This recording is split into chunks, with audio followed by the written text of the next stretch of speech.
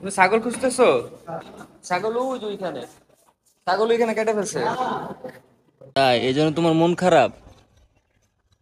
হ্যাঁ, ছাগলটা কেটে ফেলছে এই জন্য তোমার মন খারাপ? আফিয়া, আসসালামু আলাইকুম গাইস, কি অবস্থা সব? আশা করি সবাই অনেক ভালো আছেন। আমিও আলহামদুলিল্লাহ অনেক ভালো আছি। সবাইকে ঈদ মোবারক। ঈদের দিন সকালবেলা নতুন পাঞ্জাবি পরে চলে আসছি ঈদের নামাজ আদায় করতে। সকালবেলা একটু উঠতে দেরি হয়ে গেছে, তার কারণে প্রথম জামাতটা পাই নাই। তো সেকেন্ড জামাতটা অন্য একটা মসজিদে আসলাম। এখন এই সেকেন্ড জামাতটা শুরু হয়ে যাবে কিছুক্ষণের মধ্যে, তার কারণে এই মসজিদ থেকে নামাজটা পড়ে দেন বাসায় চলে যাব, গরুর কোরবানি দিব। তো আর প্রথম জামাতেই সবচেয়ে বেশি ভিড় ছিল দোনো মসজিদে। আমাদের এলাকায় দুইটা মসজিদ, বড় মসজিদ। তো ওই মসজিদে জামাত শেষ, আর জামাত হবে না। তা আমি বড় মসজিদে আসছি আবার। পুকুর পাড়ে যে বড় মসজিদটা আছে সেখানে আসছি। সেখানে এসে দেখলাম যে প্রথম জামাতে অনেক লোক ছিল, দ্বিতীয় জামাতে তেমন কেউ বেশি একটা লোক নাই। তার কারণে এই যে এখানে বসলাম, বসার পরে যখন খুতবা শুনতেছি 5 মিনিটের মধ্যেই জামাত শুরু হয়ে যাবে। নামাজের জন্য আমরা সবাই দাঁড়িয়ে যাব। দেন ওইখান থেকে বাসায় যাব। বাসায় যে গরু কোরবানির জন্য সব প্রিপারেশন নিতে হবে। যাক, নামাজটা শেষ হলো আলহামদুলিল্লাহ, ঈদের নামাজটা শেষ হলো। এখন যাইতে হবে বাসায় তাড়াহুড়া করে।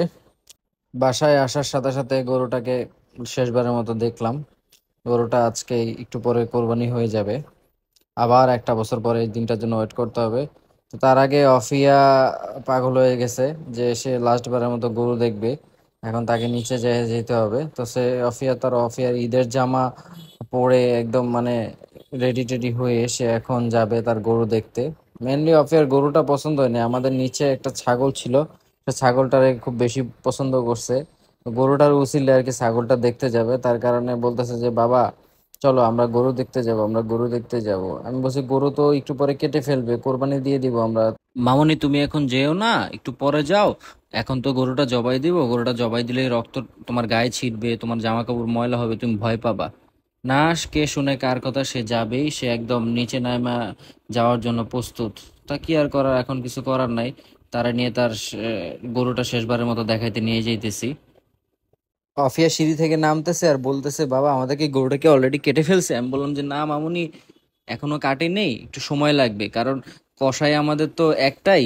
তাই এখন ও দুইটা তিনটা গরু ধরে নিছে, এখন আমাদেরটা 2 নম্বর সিরিয়ালে পড়ছে। তো একটা ফার্স্টের যেটা ছিল সেটা কেটে ফেলছে অলরেডি, সেটা মাংস বানানোর জন্য দিয়ে দিছে, মাংস অলরেডি বানায় করতেছে। তার কারণে এখন আমাদের গরুটা সেকেন্ডে এটা বানানোর পর আমাদের গরুটা ধরবে। তো আমি ওকে দেখাইতেছি অফিয়া ওই যে আমাদের গরু, তো অফিয়া মনে করছে যে আমাদের গরুটা কেটে ফেলছে। আমি বললাম যে না, এটা না, এটা আরেক আঙ্কেলের গরু, আমাদেরটা হচ্ছে ওইখানে। তো ওইটাই দেখাইলাম ওরে। তুমি ছাগল খুঁজতেছো? ছাগল ওই যে ওইখানে, ছাগল ওইখানে কেটে ফেলছে।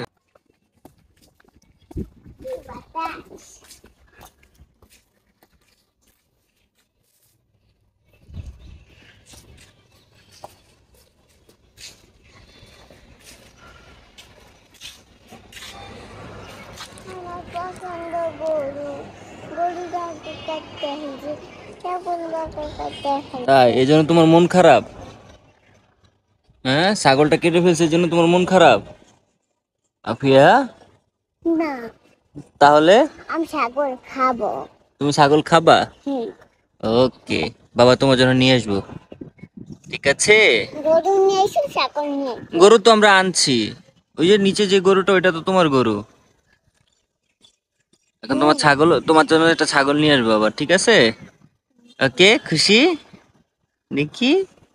বাবা, তুমি সুন্দর সুন্দর ছাগল নিয়ে এবা। সেটা ছাগলটা খাবার খায়, সেটা হুম। ছাগলটা কি করবো? তো বলবা। কাকে বলবো? লোকটা আমাদের ছাগল খাইতে দেয় না, হুম, এটা বলবা। আচ্ছা, ঠিক আছে। তো কি না সেটা করবো। অফিয়ার প্রিয় ছাগলটা কেটে ফেলছে, অফিয়ার প্রিয় গরুটাও কেটে ফেলছে।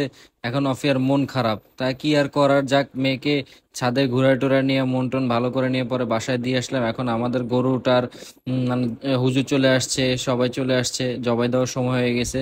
তার কারণে একদম বাসার একদম মেইন গেটের সামনে যেখানে আমরা সবার গরু জবাই দিই, তো ওইখানে নিয়ে আসলাম। ওইখানে নিয়ে গরুর পা দুইটা ভালো করে বাঁধতেছি আর আমি গরুটার আদর করা দিতেছি যে শেষবারের মতো।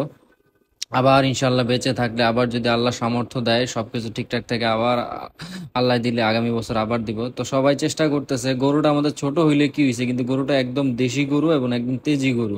মানে এই ছোট একটা গরুরে শোয়াইতে 4-5 জনের মানে কসরত করা লাগতেছে, অথচ বড় বড় যে গরু, বড় বড় যে ষাঁড় গরুগুলা, ওগুলা তিনজনে তিনজনে ইজিলি শোয়াইছে। যাক, গরুটা ঠিক মতো শোয়াইলাম, শোয়ানোর পরে এখন 4-5 জনে ভালো করে ধরে এখন গরুটা ইয়া করতেছি। এদিকে আব্বু নিচে আইসা বসছে, আব্বু নিচে আইসা দেখতেছে, আর হুজুরে বলে দিছে যে কি নাম হবে না হবে, মানে কার নামে কোরবানি হবে।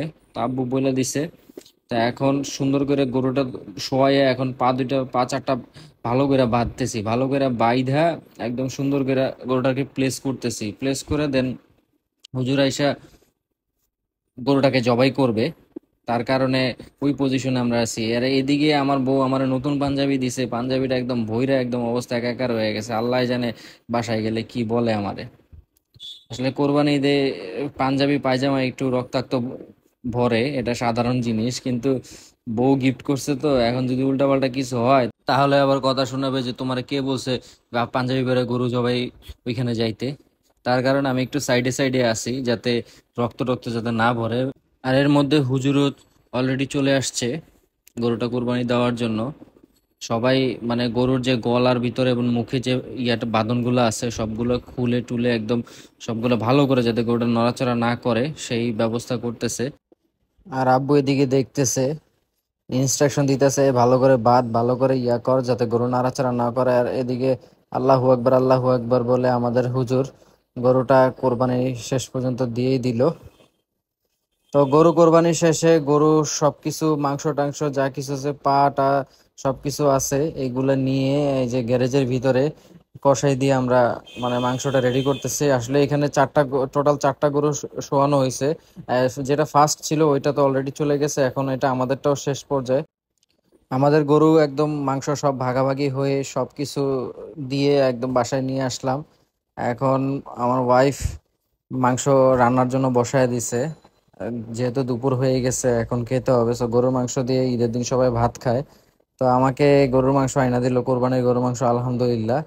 তো ব্লগটা এখানেই শেষ করতেছি। সবাই ভালো থাকবেন, সুস্থ থাকবেন, সবাইকে আবারও ঈদ মোবারক। আল্লাহ হাফেজ, দেখা হচ্ছে অন্য কোনো একটা ভিডিওতে। টাটা।